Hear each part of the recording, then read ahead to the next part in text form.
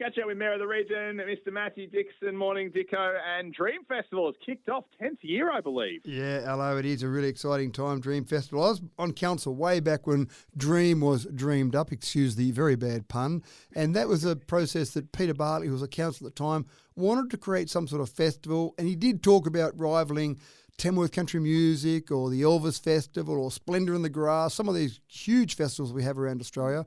Obviously, it takes time to build up to that process, but what they came up with was Dream, which is a celebration of entertainment, arts, music, a bit of something for everyone. And over the years, it has evolved to different things, which is great. That's what festivals can do. They can evolve and they can change. But this year, we've got a few pretty exciting things happening. 16th of October, we've got Zoo Acoustic out at the zoo. And I remember going to some of those concerts out there at the zoo in the early days. And what a great environment, what a great setting to have a concert out there. 21st of October, we've got Fong Lee's Lane down in Wellington. That's a new thing that's been added because obviously Wellington's now part of Dubbo, so that means that we can have some things down in Wellington as well. And then the Lantern Parade, that's the thing that everyone seems to flock to. 20,000 people have been to the Lantern Parade before. 22nd of October, definitely keep that day free for the Lantern Parade. Plenty of different things happening, and we'll definitely keep people across what's going on throughout the Dream Festival. Now, let's talk about the riverbank. We've had a fair bit of excessive flooding on again, off again, on again, off again, and we're seeing some erosion issues down by the river, which is affecting, certain equipment down there. Well, it's affecting the riverbank along there. Just north of the Tamworth Street Bridge there's an area as the river goes around the corner, turns to the left. There's a chunk, probably about 1.5 metres of the riverbank that's actually collapsed into the river.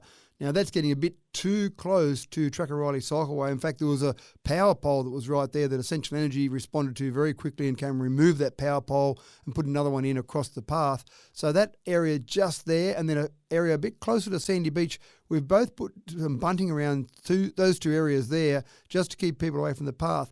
The path hasn't been impacted yet. There's still a couple of metres from the path to the riverbank, but we're a bit worried with so much water flowing down the river, more water being let out of the dam. Just a bit concerned that maybe some more of that riverbank might fall away, and obviously we don't want people out on the path enjoying their afternoon, walking the dog, going for a ride, and suddenly they're in the river. So we just ask people to look at that bunting and just go around that bunting there. Sometimes people see bunting and they think it's an invitation to climb over the bunting and ignore it completely, but we'd ask people to take notice of that bunting, go around there, and we've got to do some serious investigation into that riverbank and see what we can do to secure that riverbank in those two sections and probably a few other sections along the river as well. That'll be the story of my life. The first time I hop on rollerblades probably in 15 years, and I can't remember how to stop, and I'd be ended up in the river. Well, don't do that, please. Don't do that. We don't want to lose you, The likelihood of me getting on rollerblades is pretty low, so I don't think you have to worry about that. The likelihood of me catching a plane to Ballina, though, pretty high. I might throw that in there. Well, the likelihood now is much better because Dubbo to Ballina flights are back. We did have them for a little while, and obviously this little pandemic came along and had a bit of an impact on air travel. Not sure if you heard of it at all, but that's something that really had an impact there. And they were pretty good. Fly Pelican were flying that route still, and they actually kind of got through the pandemic, but it got to the stage earlier this year where they just said, look, it's just not viable. We're just not getting the numbers on there. So they just took a pause on it for a little while, but thank goodness they're back. And in September this year, you'll be able to fly to Ballina again, direct flights to Ballina. So it was pretty good when it was happening before. We had about 5,000 passengers use that service. We estimate that it injected about $3.8 million into our economy, which is interesting because most people said to me, oh yeah, great, Dubbo to Ballina. I'll be able to duck off to Ballina, have a long weekend up there, enjoy the beach, what a great spot to go to.